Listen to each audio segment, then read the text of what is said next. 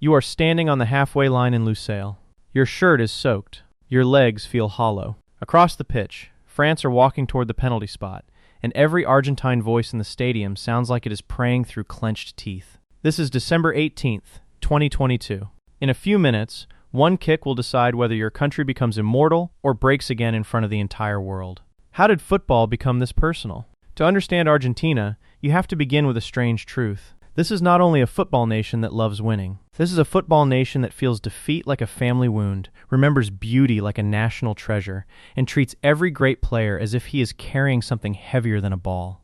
David Goldblatt, in The Ball is Round, describes football as a game that became tied to politics, class, migration, and identity across the world. In Argentina, that connection became almost impossible to separate. You do not just support the shirt. You inherit it. That inheritance starts in the streets. Long before your country had 3 World Cup stars, before Lionel Messi lifted the trophy in Qatar, before Diego Maradona turned a quarter-final into a myth, Argentina built its football imagination around the barrio. The barrio is the neighborhood. It is the dusty pitch, the cracked wall, the small game where the older boys are stronger and the ball never rolls perfectly straight. Out of that world came the pibe. The pibe means the kid. In Argentine football language, it means more than age. It means the small, clever street player who survives with balance, imagination, mischief, and nerve. What happens when an entire country decides that this kid is its football soul? Eduardo Galeano wrote about football as something close to poetry, but also close to pain. Argentina understood both. The beautiful move mattered. The pause before the pass mattered. The dribble mattered. Gambeta is the Argentine word for that twisting, slippery dribble, the kind where your body lies one way and escapes the other. It is not just skill. It is rebellion in a pair of boots. When you watch an Argentine attacker drop a shoulder and slip past a defender, you are not only watching a tactic. You are watching a story the country has been telling about itself for generations. But Argentina was never just romance. That is the first counterintuitive twist. The most emotional team in football is often remembered for passion, tears, songs, and genius. But its great victories were also built on argument, discipline, and hard choices. Jonathan Wilson, in Inverting the Pyramid, tracks how football systems changed over time, and Argentina sits right inside that struggle between beauty and control. Do you want the artist to be free, or do you want the team to survive? For Argentina, this question never disappeared. In 1978, your country hosted the World Cup under a military dictatorship. The football was real.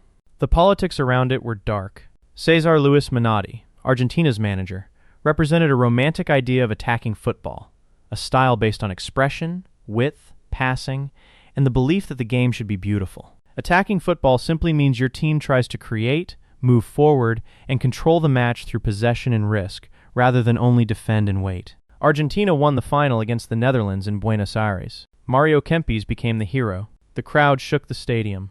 But can a trophy ever feel simple when history around it is so heavy? That is one reason Argentine football feels emotional. Its greatest moments rarely arrive clean. They arrive with argument attached. They arrive with memory attached. The FIFA archives record the champions and the scorelines, but they cannot fully record what the shirt meant to people watching in apartments, cafes, factories, and crowded living rooms. For those supporters, football became a place where joy and discomfort could live in the same breath. You could celebrate. You could also remember. Then came 1986. Now you are in Mexico City. The sun is sharp. The pitch is wide. England are in front of you in a World Cup quarterfinal, 4 years after the Falklands War, and Diego Maradona is wearing number 10. A number 10 is usually the creative leader, the player who links midfield to attack, sees passes early, and carries the imagination of the team. But Maradona was not only a number 10, he was the pibe turned into a national force. Small, defiant, uncatchable, angry and joyful at the same time. How many players have ever carried that much meaning before touching the ball? In that match, Argentina scored 2 goals that explain the entire national football identity. The first was the hand of God, illegal, infamous, and inseparable from Maradona's mythology. The second was the goal of the century, when he ran through England from inside his own half and turned a football pitch into a personal escape route. One goal was trickery. One goal was genius. Together, they created a legend that no clean statistic can hold. Brian Glanville's World Cup histories, FIFA's records, and every archive of that tournament can tell you the result. Argentina won 2-1, but the emotional truth is bigger. For many Argentines, Maradona did not just beat defenders. He answered the world. That is why Argentina's emotion is not soft. It is not only crying during the anthem. It is pride sharpened by insecurity. It is beauty mixed with suspicion. It is the feeling that the world may admire your talent but still misunderstand your country. When Maradona lifted the World Cup in 1986, the image did not feel like a normal sporting photograph. It felt like a street kid had climbed onto the roof of history and refused to come down. What fan could watch that and treat football as ordinary again? After Maradona, Argentina entered a different kind of pain. The country kept producing artists. Gabriel Batistuta scored like a hammer. Juan Roman Riquelme played as an enganche, a hook between midfield and attack who receives the ball, slows the game, and chooses the next move. Pablo Aimar floated through matches with soft feet and quick ideas. Javier Zanetti ran with impossible professionalism. But the World Cup kept slipping away. 1990 ended with defeat to West Germany in the final. 1994 ended with Maradona, sent home after a failed drug test. 1998 ended against the Netherlands. 2002 ended in the group stage. 2006 ended on penalties against Germany. How does a country with so much talent keep turning tournaments into heartbreak? The answer is partly expectation. Argentina does not measure itself like a normal football nation. It measures itself against ghosts. Every new number 10 is compared to Maradona. Every beautiful team is asked whether it is beautiful enough. Every defensive team is asked whether it has betrayed the soul. Carlos Bilardo, who coached the 1986 champions, represented a more pragmatic side of Argentina. Pragmatic football means doing whatever gives your team the best chance to win, even if it looks less romantic. Menotti and Bilardo became more than two managers. They became two football arguments. Should Argentina dream first, or should Argentina survive first? Then Lionel Messi arrived. At first, this should have solved everything. Here was a player with the balance of the street, the vision of a number 10, the scoring of a forward, and the consistency of a machine. He could dribble, pass, finish, and bend time around the ball. But for years, something felt strangely incomplete. Messi had left Argentina for Barcelona as a child. He spoke softly. He did not perform emotion the way Maradona had performed it. He was not loud enough for some people. He was not angry enough for others. Can a genius belong to a country if the country needs him to suffer in a language it recognizes? Argentina reached the 2014 World Cup final in Brazil. Now you are watching from the edge of your seat. The shirt is sky, blue, and white. Germany are waiting in the Maracana. Messi is close enough to the trophy that the cameras keep finding his face. Argentina defend with discipline, counterattack with danger, and drag the match deep into extra time. Then Mario Götze scores. Germany win 1-0. Messi walks past the World Cup trophy and does not touch it. That image became another wound. The pain did not stop there. Argentina lost Copa America finals in 2015 and 2016. After the 2016 final, Messi briefly said he was done with the national team. For supporters, it felt like the emotional contract had snapped. The greatest player in the world had given everything and still could not deliver the one prize the country demanded. But maybe that failure changed the story. Maybe Argentina had to stop asking Messi to become Maradona. Maybe it had to learn how to love him as Messi. That shift began with a different kind of team. Lionel Scaloni took over, first with doubts around him, then with something more powerful than reputation. He built a group around trust. He surrounded Messi with runners, fighters, passers, and protectors. Rodrigo de Paul ran as if every blade of grass belonged to him. Angel Di Maria kept appearing in finals like a ghost with perfect timing. Emiliano Martinez gave the team a goalkeeper with huge saves and huge personality. A goalkeeper is not only the player who stops shots. In knockout football, he can become the emotional wall between a nation and collapse. By the 2021 Copa America, Argentina had found a new balance. It was still emotional. It still sang. It still fought. But it no longer looked trapped by its own history. The final was against Brazil at the Maracana. Di Maria scored. Argentina won 1-0.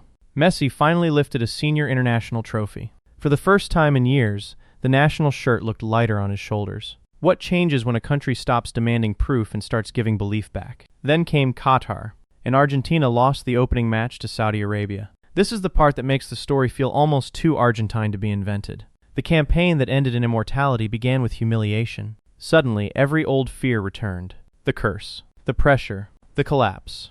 The question of whether this golden last chance was already breaking apart. But instead of shattering, Argentina tightened. Not beautifully at first. Not easily. They survived Mexico. They beat Poland. They fought past Australia. They endured the Netherlands in a quarter-final that felt like a street fight wrapped inside a chess match. Against Croatia, Messi slowed the game and then destroyed it. Against France, Argentina played almost perfect football for 70 minutes. Then Kylian Mbappé dragged the final into chaos. 2 goals. Extra time. Another Messi goal. Another Mbappé penalty. Then penalties. Now you are back in Lusail, standing on that halfway line. Every old Argentina is there with you. Menotti's dream. Bilardo's survival. Maradona's fire. Messi's patience. The lost finals. The insults. The songs. The kids in the barrios pretending to be number 10. How can a single shootout contain that much history? When Gonzalo Montiel scored the winning penalty, Argentina did not simply win its third World Cup. It released years of pressure. Messi fell into the arms of his teammates. Emiliano Martinez roared. Di Maria cried. Across Argentina, streets filled with people who understood exactly why this felt bigger than a result. The emotion was not decoration. It was the story. It was the cost of caring this much for this long. So why did Argentina become the most emotional team in football? Because its football identity was built from contradiction. Street beauty and tactical discipline. Romance and realism. Maradona and Messi. Pride and doubt. Celebration and grief. Argentina does not hide those contradictions. It plays through them. That is why the anthem looks different.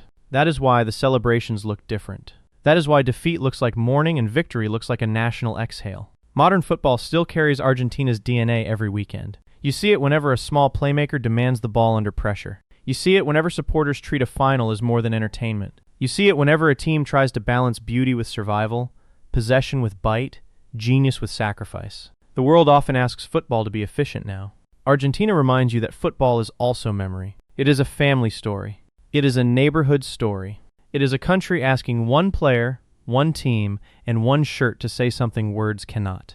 You are standing on the halfway line in Lusail. Your shirt is still soaked. Your legs are still hollow. But now the prayer has become a roar, and the fear that once sounded like an earthquake has turned into the sound of a country finally breathing.